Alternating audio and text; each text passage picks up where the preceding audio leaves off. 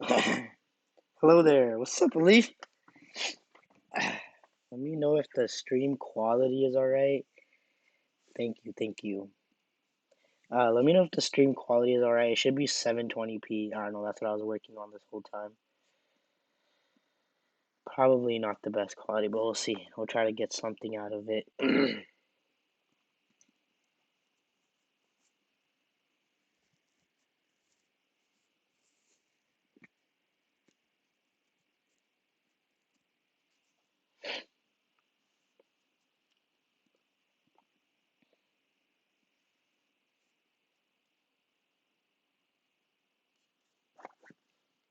Pull up the stream on my phone.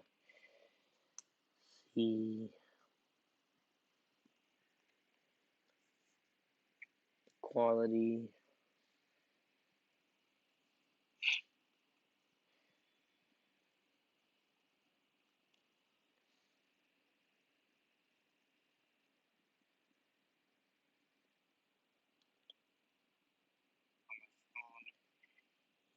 720 is the best I think we're gonna get. So, let's see.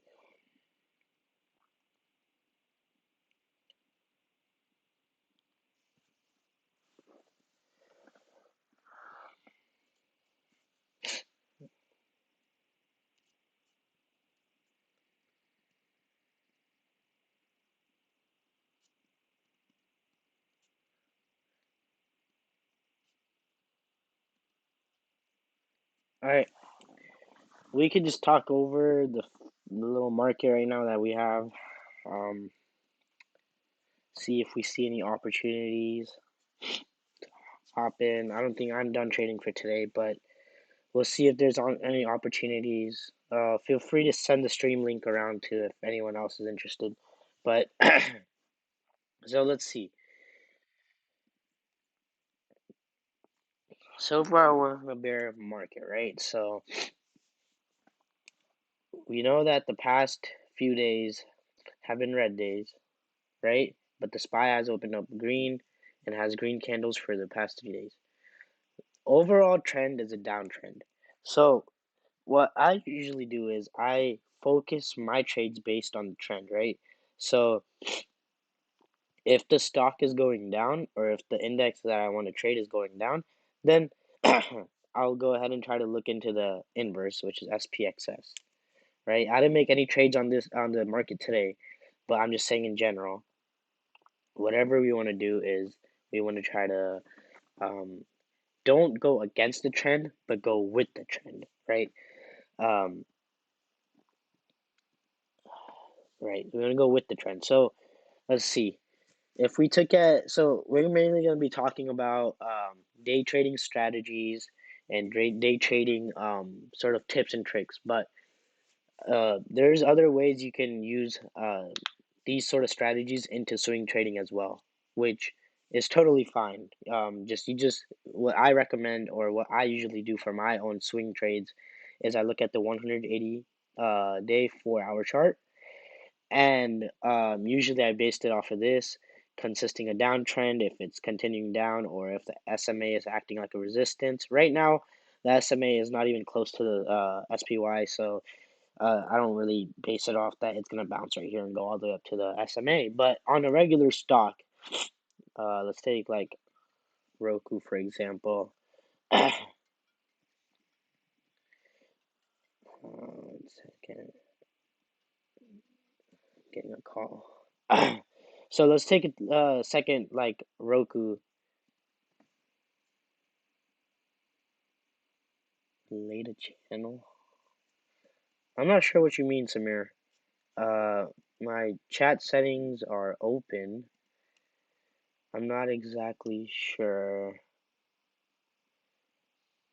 Yeah, I'm not exactly sure right now as to what you mean by that, but feel free to talk in the iMessage chat as you go. So what I'm saying is let's take a look at some swing trades first, right? Before we get into day trading. So before this coronavirus and all that happened, we have this chart of Roku over 180 days with a 4 hour of each candle. So what we notice is when Roku is trading back here at 90 bucks, we have a push up, we have a pullback, we have a push up, we have a minor pullback, and then we have a push up for the higher highs, right? All-time highs. What we need to keep in mind here is, sure, we didn't expect this move to go up, but when we can keep a closer eye on this stock right around this 90 range, so we know that usually the SMA will either act as a support or a resistance. So um, when we were taking a look right here, we give it a couple of days to confirm itself in its direction, right? So we want to show, so this specific day after hours, it started pushing up over the SMA line, and then it continued up the next day, and then the next day it continued up, right? So I just want to allow myself the opportunity to basically have confirmation on my trade of the confirmation of the push up, right? So I would take a trade right here, probably until that's my trend lines working. Okay, probably until like right here, if I was trading the stock, maybe even right here, which is nearly a 7% gain, right?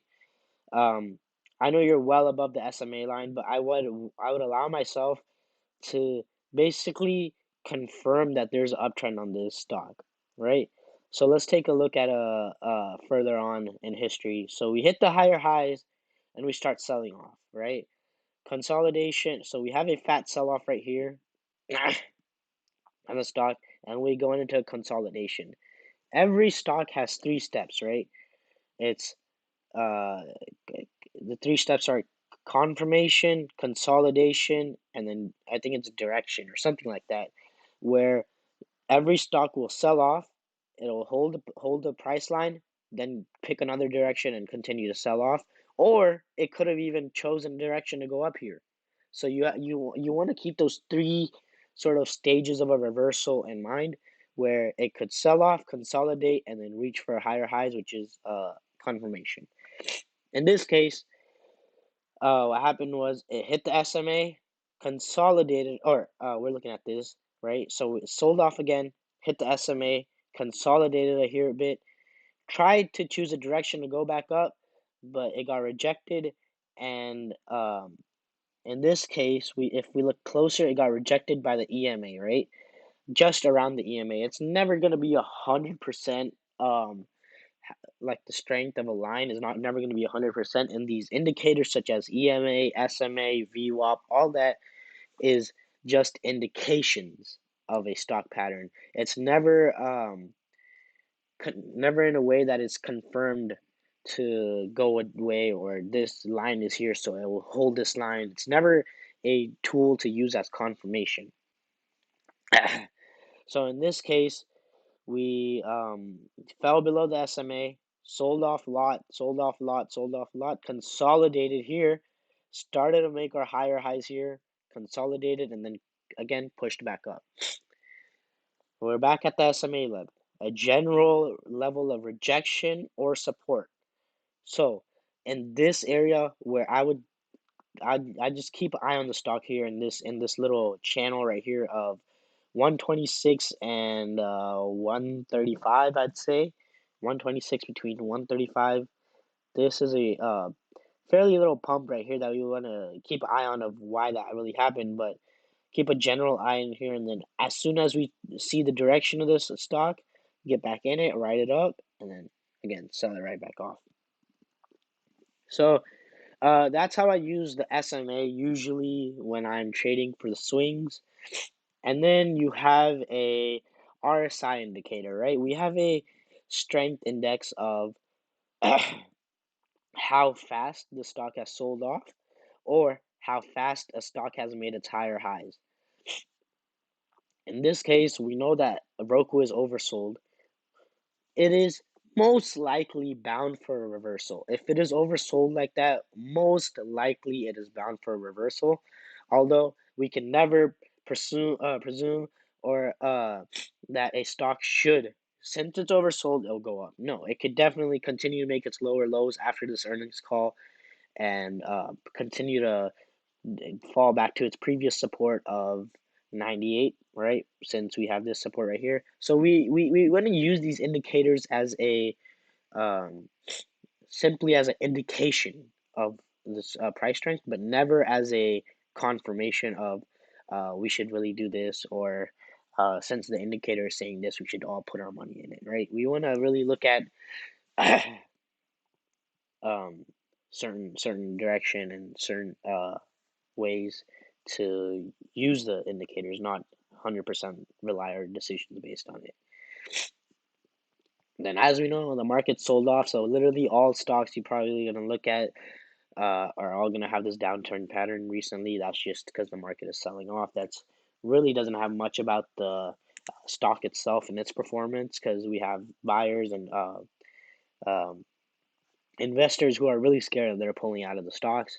So that's why we have this downturn pattern. Like along with the same thing with the S&P, we have a downturn pattern showing the same thing. So let's take a little closer look into day trading the S&P 500, right? So the S&P 500 uh, is followed by this ETF called SPY, which is the most the only ETF that most big investors look at when investing in SPY. This literally correlates with the S&P index, and it follows it one by one. So we know that we've had a downtrend pattern. We know we've made aggressive moves up, aggressive moves down, after hours, pre-market, all different sorts of things where we're pushing high, pushing low, pushing high, pushing lower, and we're making higher highs today. And we just want to keep in mind that the S&P can move really fast, right? Especially because of this Corona scare, where we have a scared market. We're not really confident in the market going up all the time, or in the recent days, but we really want to keep a close eye on that and basically just watch that, right? Keep that in the back of your head.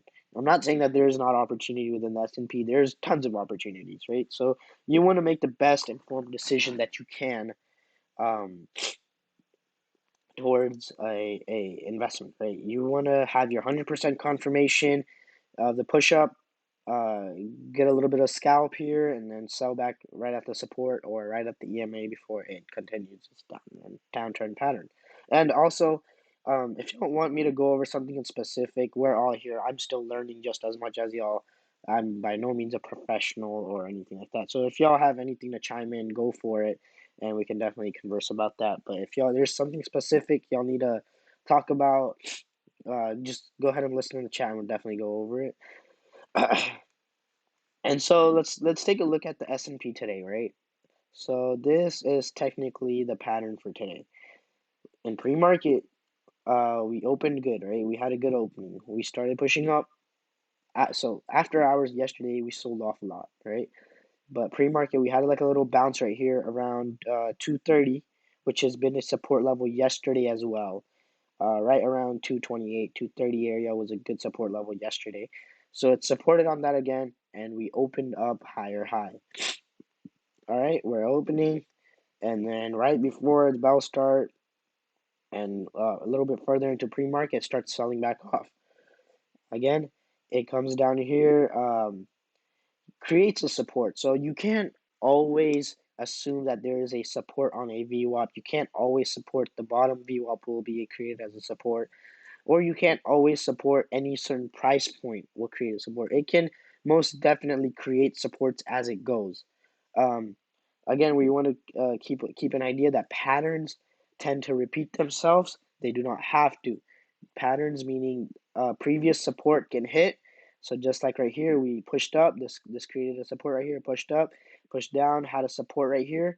Created a pattern of support right here. But then again, it pushed up, broke right through that support. So one thing we want to keep in mind is that a lot of patterns are going to repeat, but they do not have to. Um, a lot of that will take into play when you start trading and understanding the market of what you'll start to understand when you expect a resistance like this to be broken to create a higher high. You'll understand when you have more of a sell-off.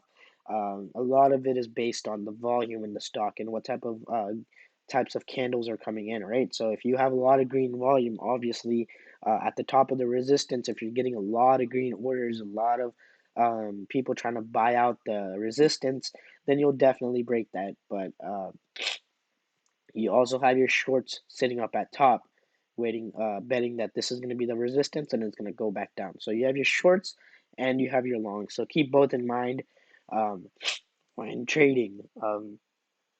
So let's see. So today we opened out of the gates, sold off, sold off, sold off, and then caught a bounce here.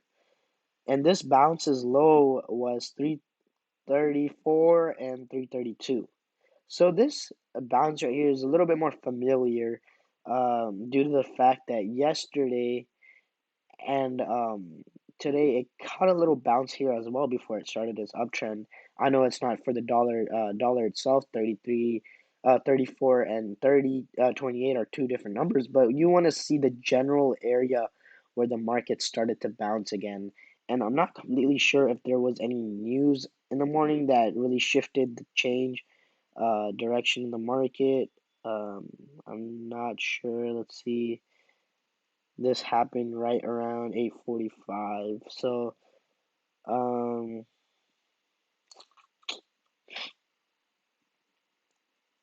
well, I don't think there's any too terribly big news today or during that time that we could really say that that's why the market started pushing up. There, it could be general, just um, the movement of the crowd. So, right here, sounds good. Right here we see a general push up from the S&P because we do realize that there was that previous support yesterday where it had a little bounce right here. So we want to keep in mind when you're watching a stock that what exactly is happening, right? And so in this case, we created our lower low, created a support, right? What we want to keep in mind here is when you're day trading now, right? Right? Switch gears from swing trading into day trading. Um, what you're really trying to keep in mind is a lot of people use a 5 minute candle setup, or if not a 15-minute candle. But 1 minute candles, I do not recommend at all. These can show a lot of noise that you do not want while trading. And so we really want to keep in mind the differences of the candles and the time frames as well under trading, right? We don't want to trade for the second. We don't want to. The reason I say we don't want to trade for the second is because you definitely can, right? You can definitely buy right here and sell right here, like literally a couple cents of profit. But as for us investors that don't have so much liquidity of going in real quick, going coming out real quick, we want to look at the bigger picture for the day, the bigger time frame for the day. Uh, a candle would be defined as this thing right here, right? So let me. A candle is one of these little sticks right here. One stick, two stick, three stick, four stick, and these candles basically represent, right? So where the bottom of the green is, let me try to find like okay right here. Where the bottom right here. So where the bottom of this green is where the stock opened. Or would this 5 minute candle open? I'm sorry, not the stock. Would this 5 minute candle open? Um, and we're gonna see that everything that's filled within this candle is the highest it went before it closed. Right? This middle part is from the opening to the close of this 5 minute candle, and the highest point where this tip top is the high of this candle, and again the low of this candle is the low of this 5 minute candle. So let me quickly just jump into a 1 day so it might be a little bit easier to see. So right here, we'll just look at this candle right here. The candle for this, as if you look at the top of my screen, like right here, you'll see everything, all the closer information. The open of this candle was at 239. So the SPY opened at 239, and the close of this candle, well, we haven't closed yet. That's not a good example. Sorry. Yeah, so it's just a window with a range like an IQR. Uh, sort of. Not really a range, but it's more of the price of where the stock has been, right? It's really indicating the stock price and what the high of the stock price was, what the low of the stock price was, and there's basically formations on these candles as well. Let me see if I can find one. So right here, when a stock pushes up like this and it has a long tail on the bottom, it's a stock of bullishness, right? You might want to Google like different types of candles in the stock market, and it will show you different types. So there's dojis, there's the bullish candle like this, and then you also have your bearish candles like this, where it creates a high, but it continues downward. Again, right here, a bearish candle creates a high, continues downward, um, creates a low, continues upward, which is a bull candle. So you might want to use Google for that to teach you exactly what type of patterns they are. But yeah, so basically you want to sort of watch the candles at this point, right? So let's just get back to talking about the S&P right here. So SPY pushed up, pushed up, pushed up, broke through the VWAP, right?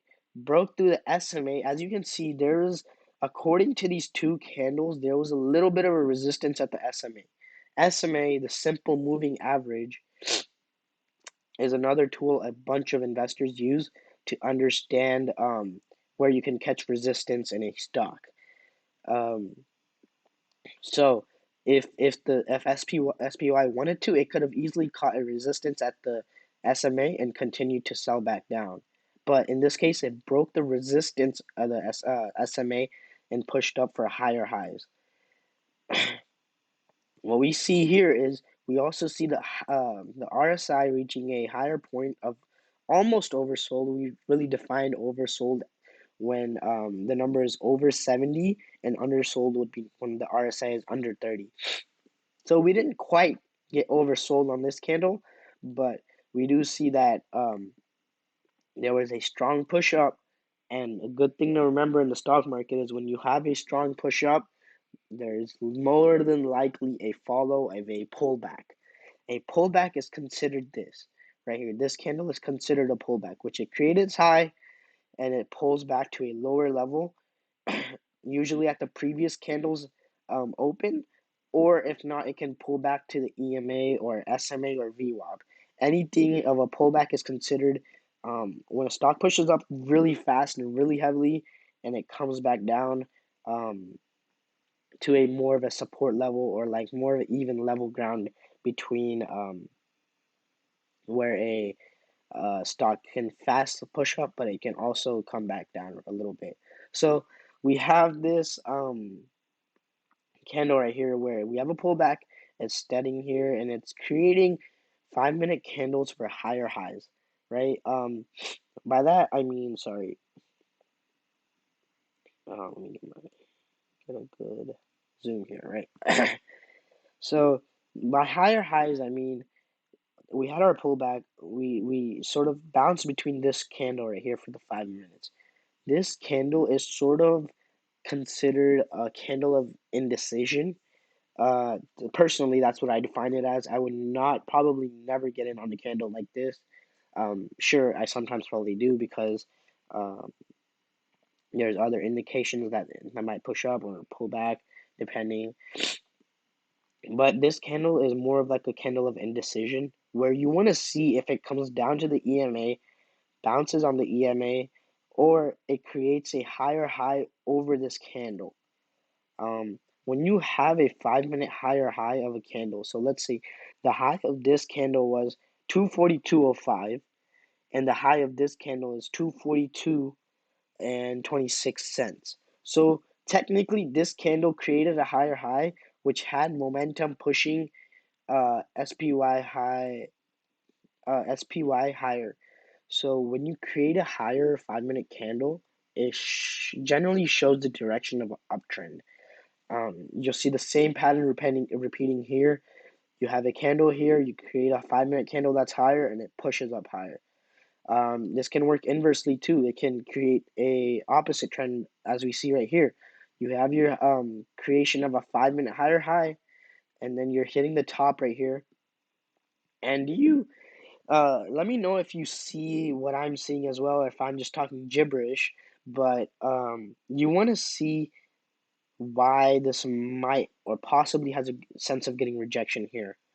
Um, so the reason I see personally that it can catch a resistance there, sorry, is that when we draw a line across right here from the previous high of the day, when we create a line across the top for the previous high, we know that this stock pushed up, created its high, and sold off. Stocks tried to push up, uh, created a high right here, and then pulled back. So now, for example, if I was looking to get in a trade, right?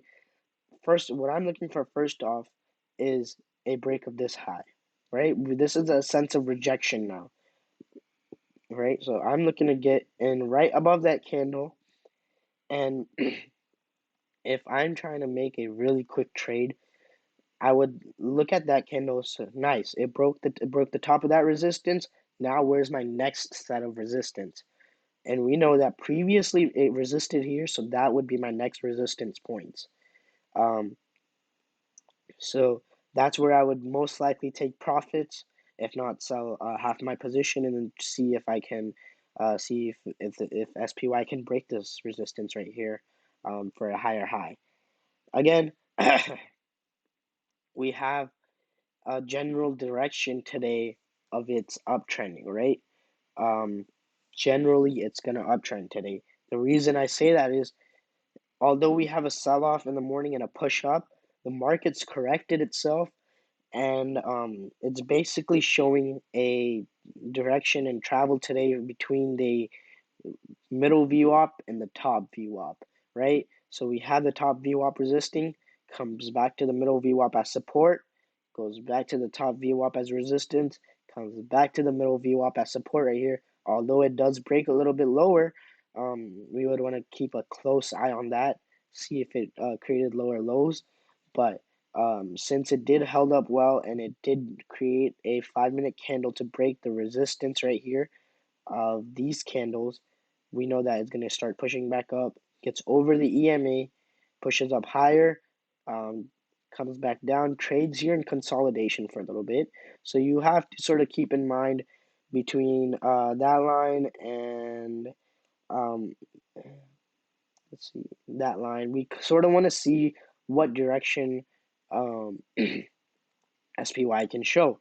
We know it's showing more of a bullish sort of direction because these candles are not hitting the low of the candle previously. So this candle is not as low as that, or this candle right here is not as low as this candle. And this candle is as equivalent, if not a little bit higher, I believe, to the previous candle. See, yeah, it's a little bit higher. It's at 21.65 or 241.65 and 241.61. So we know it's not getting to the very bottom of that candle. So it's showing a small sense of bullishness. So we know we can expect something higher. Then again, this candle is not creating a lower low. It's creating a higher than the low of the previous candle. And then again, we continue to push up all the way, catch a rejection right here, and then push back down, catch our support at the EMA, and push up, and we hit a new high on the day right here, right? And so I don't know if there's any rejection in the pre-market. No, not really. So it really just created a rejection area right here in the past where or it just created a rejection area right here where it's getting rejected. It could even be that it got rejected because of the top VWAP. It got really close to the top VWAP, and it is getting more towards the oversold side, so it might have sort of created that rejection.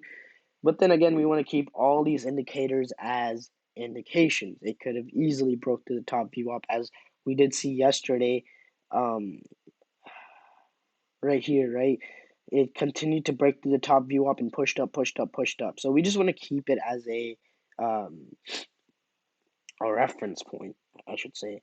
So again, we hit the top VWAP, sold off all the way until the middle VWAP, caught a support at the middle VWAP, and now we're looking to um, sort of create higher highs um, going into the closing of the market.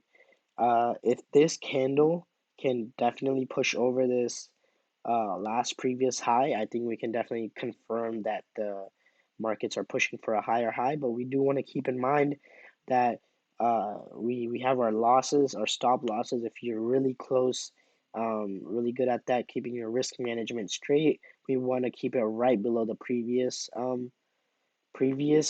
candle if you want a really tight stop like that. If not, at least under this candle or right below the VWAP to basically show that there is a sort of sense of support here that it usually won't break. If it does, then that's when you want your stop loss to trigger in. But yeah, for the rest of the day, I think we have about 30 minutes until the closing bell. We want to see the direction of this basically push higher high. I can hopefully that's what it looks like to me as although right this very second it does look like it's selling off a bit, but we do want to make sure that it doesn't catch a rejection at these EMAs and continues to pass these EMAs and go higher is generally what I'm expecting.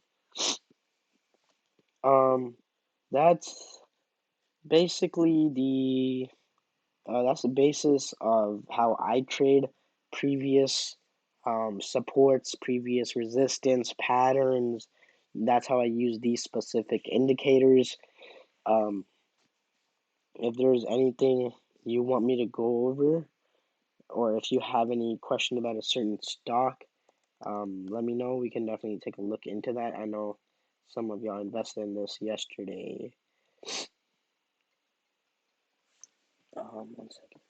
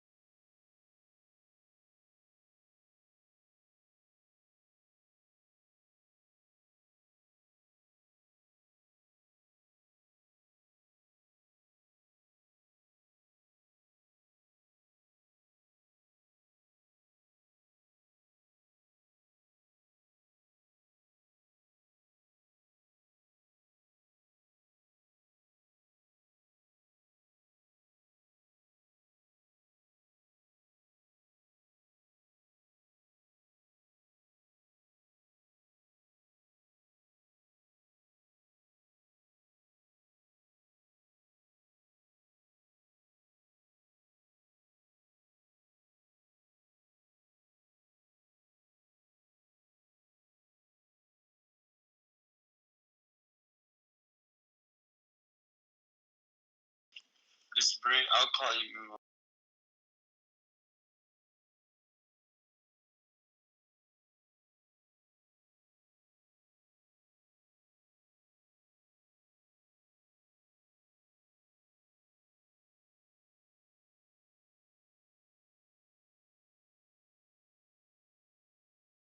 Sorry, I had to take a call real there. Aline was trying to wash cars. But yeah, as we're basically taking a look at the close, we're getting closer. As I expected, it wanted to push up. Now I'm really looking close to it breaking this previous resistance of a high of 244.18 and the high is 244.14. So if it can really break that, I think we can see a more of an uptrend pattern in the S&P for the close. And there it is. It broke that, so we can, or I can expect, again, don't base your trades off my opinions. Do your own analysis, due diligence to make sure you are comfortable with the trade you are entering. Um, but yeah, that's closer to what I do every day. I don't really trade the S&P all the time. I do focus a lot on small cap stocks, really risky stocks. I lose a lot of money sometimes. I make big amount of money sometimes. It's just really risky. I'm still trying to find my own personal way of being consistent in the market. Uh, it's just a matter of controlling emotions for me. To know when to cut losses, to know when to take profits. Um, Today I traded natural gas. Um, Natural gas. There's crude oil, and so I traded the natural gas ETFs of DGAS, and I ended up making a profit of $110, and or I made 193 on that, but then lost some money on some other stocks. $110 for today. Not the best day, not the worst day. Definitely, I'd always prefer to be green over red. But yeah, this is my charting on today of previous support, previous resistance, supports, and then as it created lower lows right here. Just thought it was a good idea to get into the break of the VWAP and then sell up down here because the inverse, if it breaks the VWAP, the inverse will go higher. Although it was not the smartest trade at all by any means. I don't think, yeah, I don't believe it was the smartest trade ever. I just sort of, I don't know if I want to say like emotional from yesterday, but yeah, something like that, I guess. But where did my OBS go? Hmm. Oh, it's up here. There we go. Yeah. That's generally how I traded it today. Looking forward to a better day tomorrow, hopefully. Um, I would like to start streaming my trades soon, live stream my trading and my style. But although right now I still am not 100% confident in going public, I've definitely thought about it and I really want to sort of get myself consistent, try to see if I can make a better, um, more concentrated and more informative trades before I sort of put it out there on the internet. But every day is a new day of opportunities and a new day of profits or losses. So we really want to capture the best opportunities and go from there. I don't think y'all have any questions. I don't see anything in the chat or anything like that. So I'm gonna close it out here. Maybe do another breakdown of the markets, another talk. If y'all have any questions, we could definitely go live again next time. Um, and we can continue to do this ever so often if y'all continue to show interest. Um, yeah, well, that was good. Thank y'all for joining. See ya.